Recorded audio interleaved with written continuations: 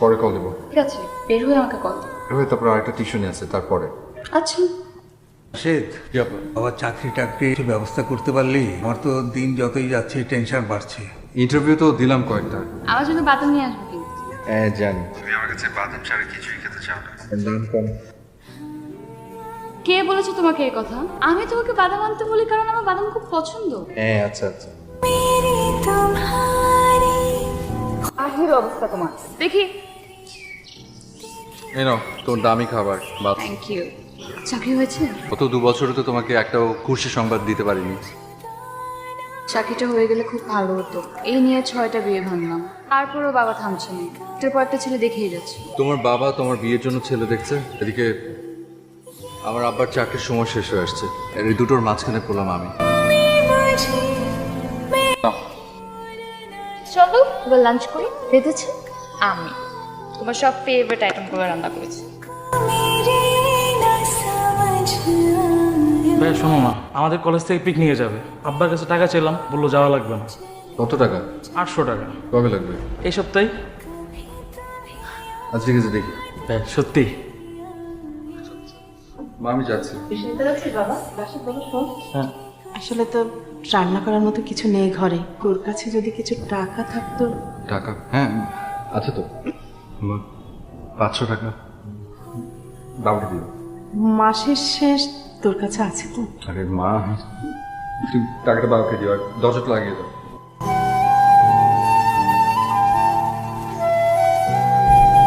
আপনি অনেকদিন আগে একটা কোচিং সেন্টারে পড়াতে বলেছিলেন না? আমি ওটা এখন করতে চাই। টিউশনির ফাঁকে পারবি? একটু কষ্ট হয়ে যাবে কিন্তু করতে হবে। আর টিউশনির টাকায় শুধু চলছে না। ঠিক আছে, আমি তাহলে কোচিং এর মালিককে বলে দিচ্ছি। বাবা প্লিজ আমাকে আর কয়টা দিন সময় দাও। একই কথা গত 2 বছর যাবত বলছিস। প্রথম বলতি পড়াশোনা শেষ হোক, পড়াশোনা শেষ হলো, এখন আবার নতুন বাহানা। আমি আর সময় দেওয়ার মাঝে নেই। কেন ওই ছেলেকে বিয়ে করবি না? কেন তুই সময় চাচ্ছিস তা আমাকে আজকেই বলতে হবে, না হলে আগামী সপ্তাহের মধ্যে আমি তোর বিয়ের ডেট ফিক্স করবো। আচ্ছা এই টাকাটা তুমি রনিকে দিবে, বলবে যে আব্বা দিয়েছে। বাবা আমার বিয়ে নিয়ে প্রায় ফাইনাল কথা দিয়ে ফেলেছে। আমি কি করব বুঝতে পারছি না। তোমাকেই বা কি করতে বলবো সেটাও বুঝতে পারছি না। কাল আমার সাথে একটু দেখা করতে পারবে? আচ্ছা করবো, তুমি টেনশন করো না। আচ্ছা কি করবো ভেবেছো কিছু? না তুমি না একটা অফিসে জবের জন্য ট্রাই করেছিলে? হয়নি ওখানে।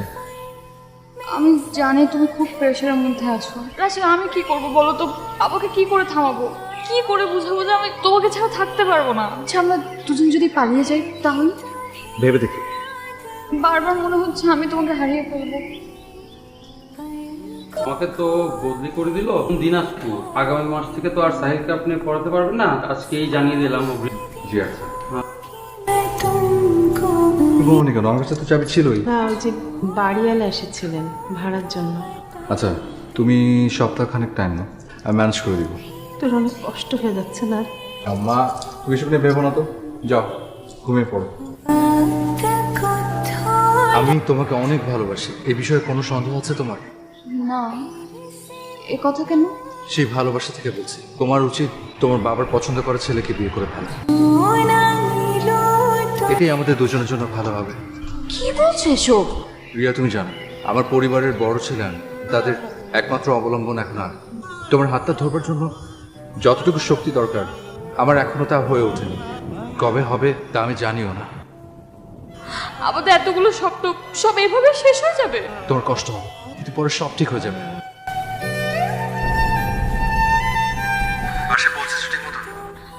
আমার সাথে কেন এমন হবে? আমি কেন এক জীবন আমার ভালোবাসার মানুষ পাবো না? মেনে নিতে হবে সবকিছু। আমাদের এত কিছু সবকিছু এভাবে শেষ হয়ে যাবে? একটু শক্ত হও। জীবনকে আমরা যেভাবে দেখি জীবনটা আমাদের সেভাবে দেখে না। আমি তোমাকে কোনো মিথ্যা আশ্বাসে রাখতে পারবো না। আমার অনেক কষ্ট হচ্ছে। কষ্ট হবে, আবার সবকিছু ঠিকও হয়ে যাবে। আগামী 27 তারিখে আমার বিয়ে। আমি তোমার কাছে ঠিক আগের মতো একটা দিন চাই। আর তো কখনো তোমাকে এইভাবে পাবো না। আচ্ছা আমি গত ঈদে তোমাকে যে শার্টটা দিয়েছিলাম ওটা পরে এসো।